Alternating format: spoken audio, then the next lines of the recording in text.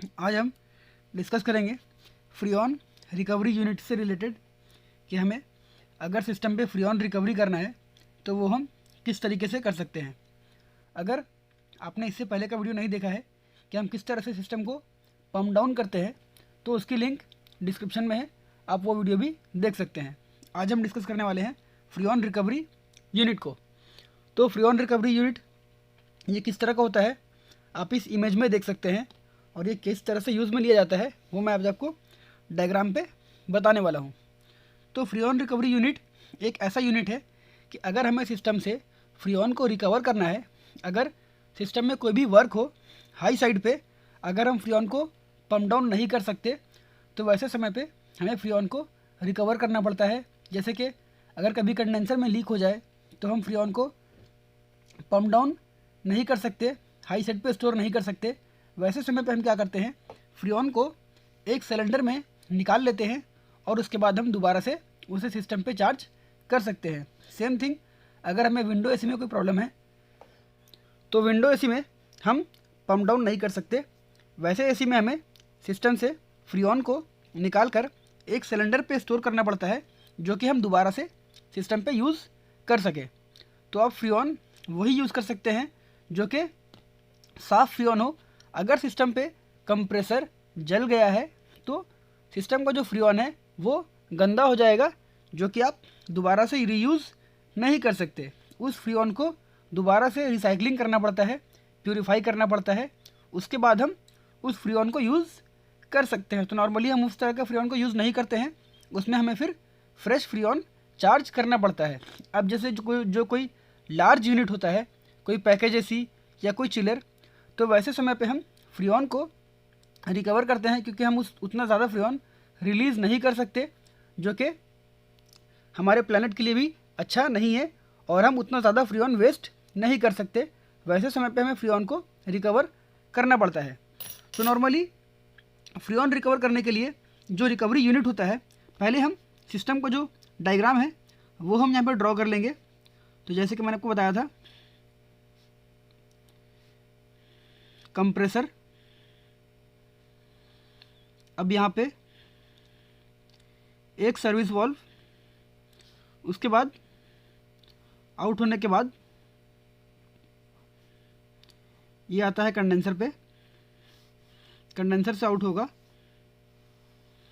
ये चला जाएगा एक्सपेंशन वाल्व पे, ये एक्सपेंशन वाल्व हो गया EX वाल्व। उसके बाद ये आएगा इवेपोरेटर पे, और फिर कंप्रेसर पे।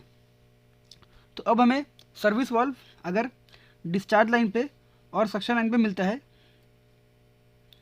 तो हम इस जगह से फ्रीऑन को रिकवर करेंगे। कैसे करेंगे, जब सिस्टम ऑफ है तो हम एक रिकवरी यूनिट लेंगे, ये हो गया रिकवरी यूनिट। रिकवरी यूनिट पे 2 पॉइंट होता है, रिकवरी, एक पॉइंट यहाँ पे और एक पॉइंट इस जगह पे रिकवरी यूनिट। अभी आप इस पिक्चर में देख सकते हैं। रिकवरी यूनिट लेने के बाद सबसे ज़रूरी चीज़ हमें चाहिए एक सिलेंडर, एक सिलेंडर चाहिए जिसमें कि हम फ्रीऑन को स्टोर करेंगे।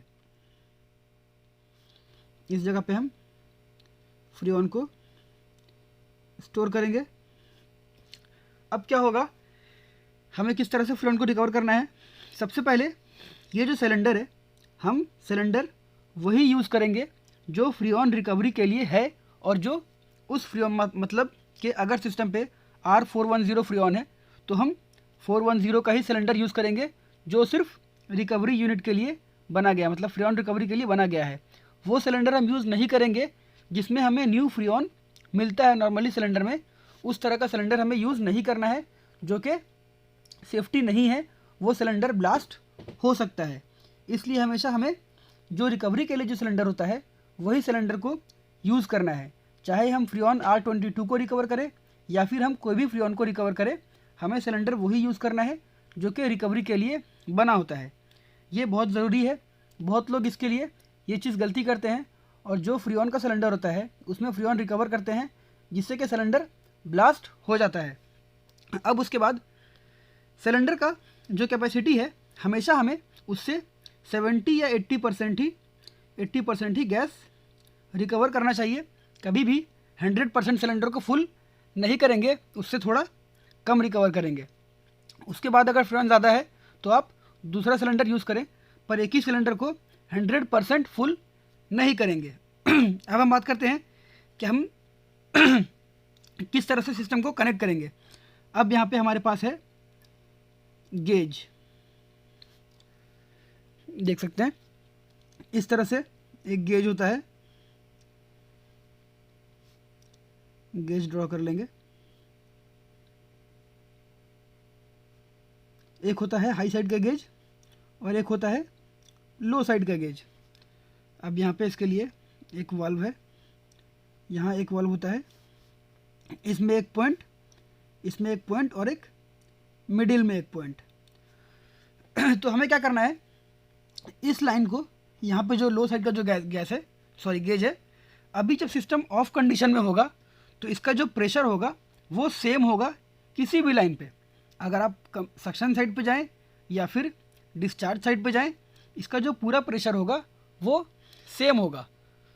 तो इसलिए हम कहीं पे भी कनेक्ट कर सकते हैं। अब हम एक साइड का गेज, ये लो साइड का गेज है, हम चाहें तो इसे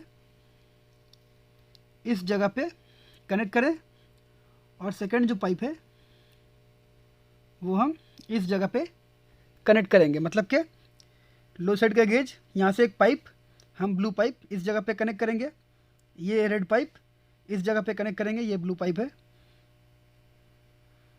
ब्लू, और ये रेड पाइप। ब्लू पाइप हमने लो साइड पे कनेक्ट कर लिया, रेड पाइप हमने हाई साइड पे कनेक्ट कर लिया। अभी ये सिस्टम ऑफ है तो इसका जो प्रेशर है वो इक्वल होगा किसी भी जगह पे। अब इसके बाद यहाँ से जो पाइप आउट होगा, येलो पाइप, ये हम कनेक्ट करेंगे रिकवरी पे। इस जगह पे हम ड्रायर फिल्टर भी यूज़ करते हैं, मतलब कि ये पाइप हम ड्रायर फिल्टर पे कनेक्ट करने के बाद उसके बाद हम ड्रायर फिल्टर से आउट कर भी इस पे कनेक्ट कर सकते हैं, ताकि हम फ्रीऑन पे जो भी डस्ट या मॉइस्चर हो उसे हम पहले ही ड्रायर फिल्टर से रोक सके। अगर आप नहीं कर रहे हैं तो आप डायरेक्ट इस पाइप को रिकवरी यूनिट पे इस तरह से कनेक्ट करेंगे।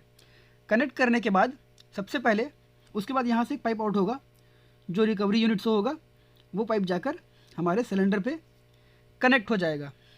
ये जो गेज है, सॉरी, ये जो वाल्व है, इसे आपको क्लोज रखना है। जो सिलेंडर का जो वाल्व है उसे आप क्लोज रखेंगे और ये वाल्व और ये वाल्व जो सर्विस वाल्व है उसे हम ओपन कर लेंगे। ओपन करने के बाद अगर ये ओपन है तो ठीक है, अगर ओपन नहीं है तो हम इसे ओपन करेंगे। ओपन करने के बाद ये जो गेज है, गेज का जो हमारा वाल्व है, इसे ओपन करें और इसे ओपन करें। अब क्या होगा, फ्रीऑन यहाँ से आएगा, यहाँ से होते हुए ये इस पाइप से रिकवरी यूनिट तक पहुँचेगा, इस पाइप से होते हुए यहाँ पे आएगा और फिर यहाँ से आकर ये रिकवरी यूनिट तक पहुँचेगा, ये मिडिल वाले पाइप से। अब यहाँ से आने के बाद यहाँ से ये आएगा पाइप से फ्रीऑन और ये सिलेंडर तक पहुँचेगा। तो मतलब कि सभी पाइप से होते हुए लास्ट में जो फ्रीऑन पहुँचेगा वो इस जगह पे पहुँचेगा। तो हम क्या करेंगे, सबसे पहले आप इस जगह पे ये गेज और ये गेज दोनों ओपन करने के बाद सबसे पहले हम इसे पर्ज आउट करेंगे, यहाँ से फ्रीऑन को रिलीज़ करेंगे।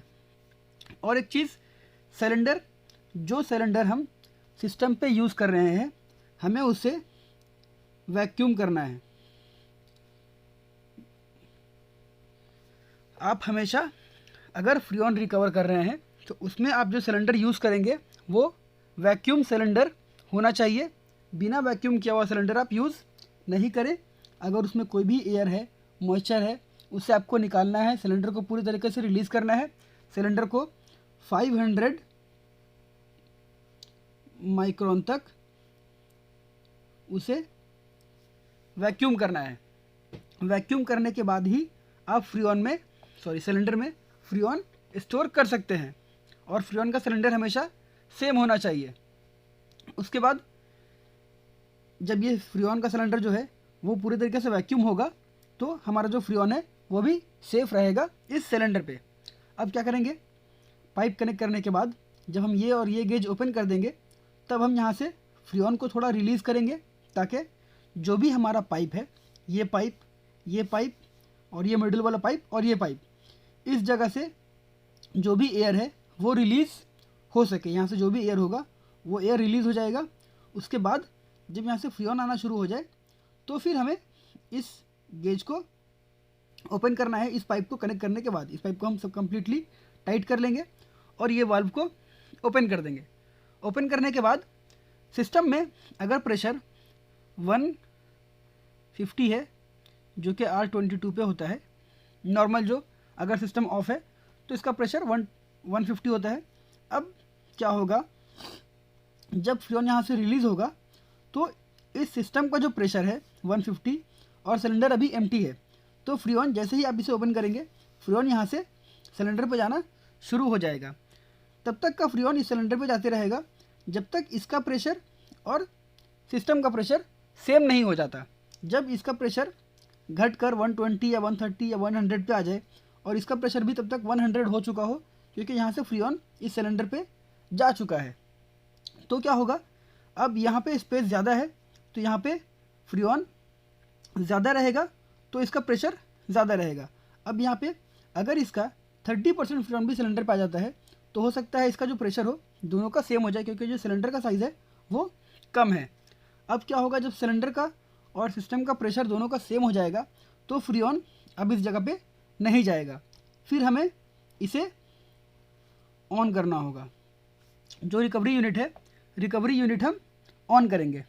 सिलेंडर जो हम यूज़ कर रहे हैं इसे हमेशा वेट करना है, वेट मशीन में, कि सिस्टम का सिलेंडर कैपेसिटी कितना है, कितना वेट तक हम इसमें फ्रीऑन रिकवर कर सकते हैं, और उस वेट से आपको कम से कम 10 या 15% कम फ्रीऑन ही स्टोर करना है।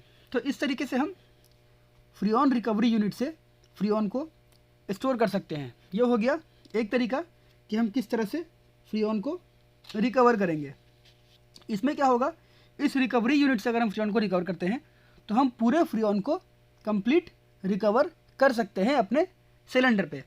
उसके बाद हम इस फ्रीऑन को, अगर फ्रीऑन सही है, क्लीन है, तो हम इसमें, अगर इसमें ऑयल मिक्स नहीं है तो हम इसमें इसे दोबारा रीयूज़ कर सकते हैं। अगर फ्रीऑन गंदा है तो हमें इसे रिसाइकल करना होगा और उसके बाद ही हम इस फ्रीऑन को सिस्टम पे यूज़ कर सकते हैं। नेक्स्ट मेथड मैं आपको नेक्स्ट वीडियो में बताऊंगा। अगर मैं इस वीडियो में नेक्स्ट मेथड भी बताता हूं तो वीडियो ज़्यादा लंबा हो जाएगा, इसलिए आप नेक्स्ट वीडियो को भी ज़रूर देखें। और किस तरह से हमें फ्रीऑन को रिकवरी नहीं करना चाहिए, जो मेथड एकदम गलत है, वो भी मैं आपको नेक्स्ट वीडियो में बताने की कोशिश करूँगा। तो आज के वीडियो पे बस इतना ही। अगर वीडियो अच्छी लगी हो तो वीडियो को लाइक करें, चैनल को सब्सक्राइब करें और बेल आइकन को ज़रूर प्रेस करें। अगर आपने लास्ट वीडियो नहीं देखा है कि हम पंप डाउन किस तरह से करते हैं तो उसकी लिंक डिस्क्रिप्शन में है, आप वो वीडियो भी देख सकते हैं। Thank you.